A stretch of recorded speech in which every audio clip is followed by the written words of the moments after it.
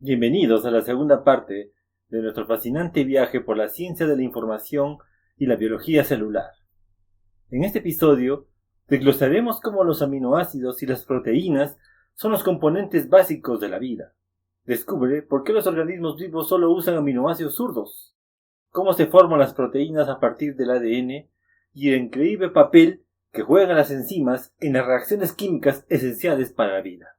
Exploraremos la síntesis de proteínas, el papel del ADN y cómo nuestras células funcionan como pequeñas computadoras biológicas, procesando información constante.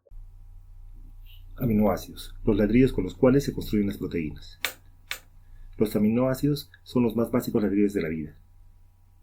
Cada aminoácido es una molécula orgánica, que tiene un ácido carboxilo y un grupo amino, unidos a un mismo átomo de carbono. Aquí hay dos moléculas orgánicas con la misma composición, pero son el reflejo de la otra, conocidos como aminoácidos de mano derecha e izquierda. Es sorprendente, los organismos vivos solo usan y producen aminoácidos de mano izquierda. Los científicos no tienen explicación para esto. Cuando los aminoácidos son creados en laboratorio se produce un número igual de aminoácidos izquierdos y derechos. Es un misterio fascinante que los sistemas vivos solo producen y usan aminoácidos izquierdos. Igualmente fascinante, los aminoácidos tienen muchas funciones diferentes. Una función particularmente importante es su rol como ladrillos en la construcción de proteínas. Proteínas. Cadena lineal funcional de aminoácidos. Las proteínas son cadenas lineales de aminoácidos. Cada proteína es definida químicamente por una secuencia única de residuos de aminoácidos, como las letras del alfabeto que se combinan para formar palabras. Los aminoácidos pueden enlazarse en secuencias para formar una amplia gama de proteínas. Hasta la vida más simple tiene generalmente miles de proteínas. Estas proteínas son esenciales para los organismos y están involucradas en cada proceso dentro de la célula viva. Las proteínas tienen funciones estructurales y mecánicas. Por ejemplo, el músculo y en el citoesqueleto ayudan a mantener la forma de las células. Otras proteínas son importantes para la comunicación celular, respuestas inmunológicas, adherencia y para el ciclo de la vida celular. Una proteína llamada proteína motor transporta varios cargamentos, como mitocondrias, productoras de energía que traslada donde se requiere combustible. También provee el poder de arrastre necesario para separar cromosomas durante la división celular. Los aminoácidos llevan información de una parte a otra, dentro de la célula y hacia otras células del organismo.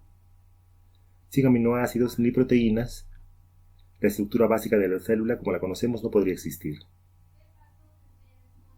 Otro importante tipo de proteínas son las enzimas. Las enzimas son proteínas catalizadoras. Tienen ranuras especiales donde se acoplan otras moléculas para hacer posible reacciones químicas. Hay más de 2000 enzimas.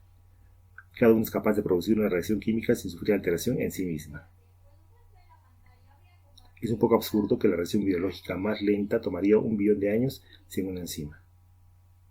Por la misma reacción, toma solo una centésima de segundo cuando la enzima está presente. Muy impresionante. Adenosín trifosfato, también llamado ATP. Es la fuente de energía usada por la enzima para hacer posible una reacción.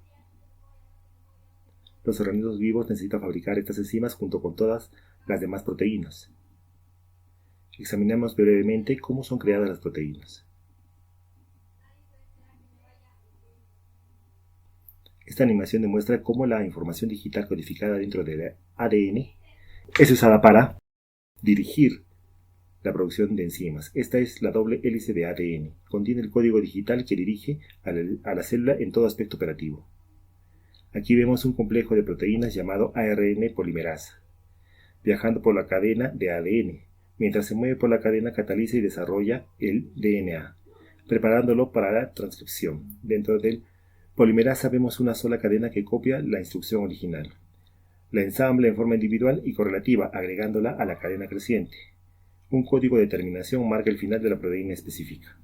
En este punto, la copia llamada ARN mensajero transcrito abandona la polimerasa y se dirige a la máquina doble de fabricación química, llamada ribosoma.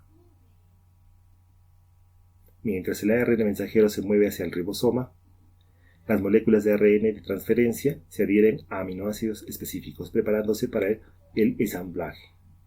A medida que el ARN transcrito pasa a través del ribosoma, el proceso de traducción comienza, usando las instrucciones codificadas, el ARN mensajero como plantilla. Las moléculas de ARN de transferencia alinean secuencias específicas de bases a los aminoácidos correspondientes, creando una cadena de proteína.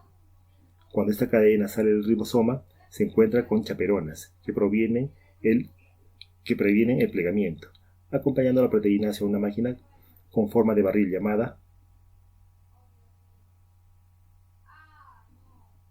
Esta máquina ayuda al plegamiento de la proteína en su forma precisa requerida para realizar su función. Aunque no está claro cómo la chaperona logra esto, sabemos que el plegamiento exacto es esencial para que la proteína cumpla su función destinada.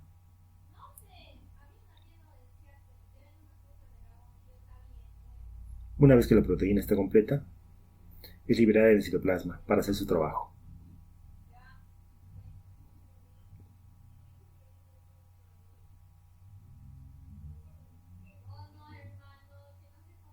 Como podemos ver, la síntesis de proteínas es un proceso sorprendente que ocurre constantemente en nuestros cuerpos.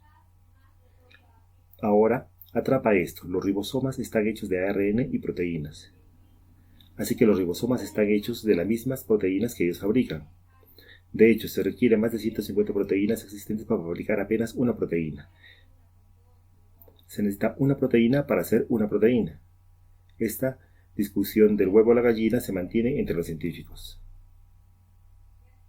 Hay miles de millones de computadores interactuando en cada célula. Se comunican el uno al otro. Leen la información, transfieren la información de un componente a otro componente. Hay muchos sistemas operativos diferentes implicados.